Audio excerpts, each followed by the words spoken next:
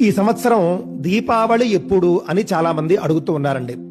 కారణం ఏమిటంటే అక్టోబర్ 20వ తేదీ దీపావళి అని చెప్పేసి పంచాంగాల్లోనూ క్యాలెండర్లోనూ వ్రాసినప్పటికీ కూడా ఆ రోజున అమావాస్య సూర్యోదయానికి లేని కారణంగా చాలా మందికి సందేహం వచ్చింది. సూర్యోదయానికి అమావాస్య 21వ తేదీ ఉంది కావున దీపావళి కూడా 21వ తేదీనా అని చాలా మంది అడిగారండి. కానీ కాదు, ప్రతిదీ కూడా మనం సూర్యోదయానికి చూడకూడదండి. కొన్ని పండుగలు, కొన్ని వ్రతాలు, కొన్ని విశేషమైనటువంటి రోజులు ఏ సమయానికి ఆ తిథి ఉంటే వర్తిస్తుంది అని చెప్పబడి ఉంటాయి. ఆ విధంగా మనం చూసుకున్నప్పుడు దీపావళి కూడా ప్రదోష కాలానికి ఎప్పుడైతే అమావాస్య ఉంటుందో ఆ రోజే దీపావళి, ఆ రోజే లక్ష్మీ పూజాధికాలన్నీ చేసుకోవాలి అని చెప్పేసి మనకు ధర్మశాస్త్రాల్లో కనిపిస్తూ ఉన్నదండి. పూర్వత్రైవ ప్రదోష వ్యాప్తౌ లక్ష్మీ పూజాదౌ పూర్వ అని చెప్పేసి స్పష్టంగా మనకు ధర్మశాస్త్రంలో కనిపిస్తూ ఉన్నది.